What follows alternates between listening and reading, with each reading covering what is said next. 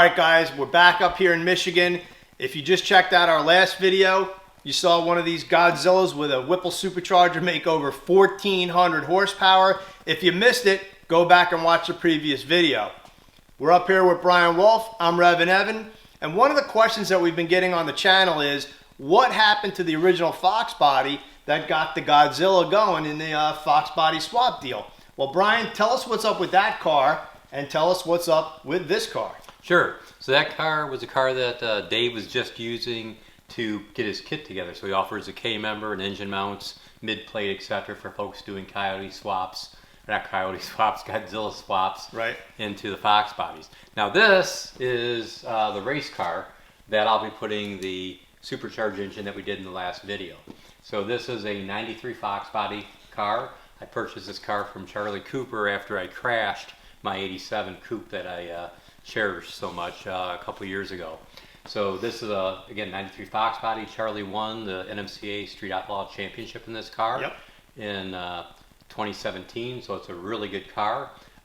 Dave has made some updates to it, and then also we have this prepped to put the 7.3 in. Now one of the things that's really cool, people asking about lengths, etc. This car was set up with a small block Ford, and you never know, I may put a conventional small block Ford back in this someday. And one of the things that's neat is the mounts here for the front mid plate are the same, except for about a 1/4 inch spacer that's put in for the 7.3 and take out if I would use a conventional small block Ford. Right. This car has a 6.0 cert cage in it. It has Dave's rear suspension in it. We're really looking forward to getting the car out.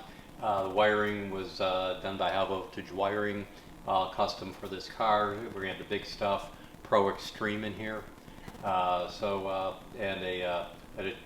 a Turbo 400. I have a 3-speed and a 2-speed. We're going to run both, see if there's any difference in how the car is going to perform. And this car is also stock style rear suspension, correct? Yes, stock rear suspension car. Is that mandated by the class rules, or that just happened to be what this car has and you're sticking with it? Why stick with the stock suspension? I've always liked running the stock suspension. I mean, these cars, you know, that Dave does, I mean, this will 60 foot in the 1.0s, you know, and so there's really no reason to look to do anything different. I do believe in the class you can run different rear suspensions. Okay. But I've always liked sticking with the stock rear suspension stuff. So what is this motor? This is the one that we took off the dyno after the last time I was up here. Right, yeah, so this is one of the test mules. So this is a 7.3 stock pistons, rods. The pistons are stock, but I did cut them for clearance because this one we ran a larger duration camshaft in. Yep. So we had a notch for the intake valves. Which we covered in the last video. So if you want to know why the pistons are cut, you can check out one of our previous videos on the 7.3. Right. And then on this engine, what's on it right now, this has the stage 2 heads. The last time we ran this engine was with stage 1. Right. So this has a stage 2 heads. I put a low travel roller lifter in here. So the reason that this head's on and you got some hardware on here, as I was mocking up because I needed different push rod lengths. So I take one push rod, you know, or one lifter, and I have it fully collapsed, one fully expanded. Figure out what push rod I need. That's going to be a happy in between. I have those here now coming from Trend. So we're going to be putting this engine back together, and this will go on the dyno once the supercharged engine comes off. We're going to be running some stage 2 power and see how that looks. Constant development on the 7.3 because Brian offers all levels of 7.3 performance.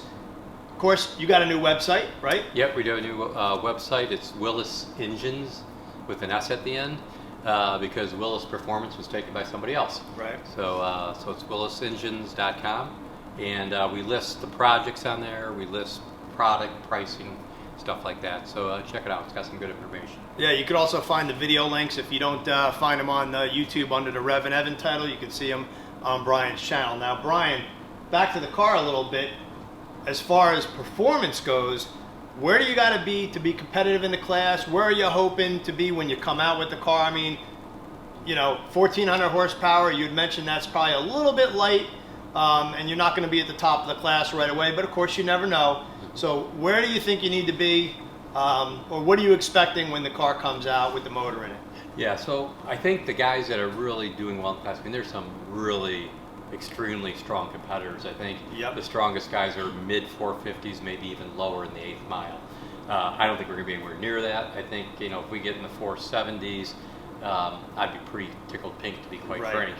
And then again, I'm going to have to do more work on this, more development to get the power up where we're going to need it to push our way up to the front of the pack. But, you know, like anything new, if you knew all the answers right out of the start, you're a man much smarter than I am. So I'm going to have to do quite a bit of work and you know, see what we're going to do to, you know, try to get to the front of that pack. Right, and that translates, I think, would you agree to mid-7s in the quarter mile? If you were, you know, a lot of people want to know that quarter mile number. Yeah, it'd be, you know, for example, when I ran an all-motor car that ran 750s and 490s in the 8th. So you're right, mid to low 7s in the quarter is what we should be doing. Right. Oh, well, that'll be flying, and that's going to be a lot of fun to drive this thing. I mean, you got a lot going on in your head. You've got to build the engine. You've got to dyno test the engine. You got guys to help with the tuning, but and then you got to tune the car itself and drive the thing. So that's a lot on your shoulders, Brian. Yeah, well, you know, of course, as you said, you know, Jason Lee's a real good friend, and you know, tuner I use, I will not go to the track without Jason there. Right. But you missed a couple things. I have to clean the bathrooms, scrub the floors, and do everything else. I know. I've seen you push a broom. Yep. So we do it all. But again, you know, it is fun and it's a labor of love. So we'll continue to do what we can do to make this platform great for everyone that wants to try it. Yeah, no doubt about it. And a couple other things, we noticed there'll be a couple little changes because right on the floor right there, you got a set of really bitchin' looking zoomy headers. Yeah, Dave Zimmerman made those for me. That was one of the things he did when they did the car. So I'm excited about how it's going to sound with those zoomies. Look really cool, sound cool. So you know, and hopefully we'll perform as well as the look and sound. Yeah, no doubt about it. And then you're probably wondering why we got some snacks on the in the valley of the engine, because my buddy Tommy Delago stopped by, good friend of ours. He's a sim racer. We do a little iRacing with the guy. He's a former Nitro crew chief for Coletta and a lot of the other teams. He's won a championship with Matt Hagan, and he's got a company called Beef Jerky Unlimited. So he dropped off some beef jerky for us, beefjerkyunlimited.com. And we started digging through. He's got one nitromethane. What'd you think of the beef jerky? Oh, it was awesome. No, it was really good. He dropped off a few different flavors to try, and they were all really good and all unique. So it's not just like you got a different name, but they all taste the same. They were all different and all really tasty. Yeah, so we'll throw him a plug. Check out his website, or up some beef jerky. And Brian, I think let's get to work. You got some stuff to do. We got to yank that motor off the dyno, fit it in the car so you can get to the track. So thanks everybody for checking out the channel. We always appreciate all the comments. Smash that like button. Brian, close it out for us. Well, no, just appreciate you guys coming up. I'm really excited about everyone's interest. It keeps us going when a lot of people want to watch and see what it does, so we don't want to disappoint.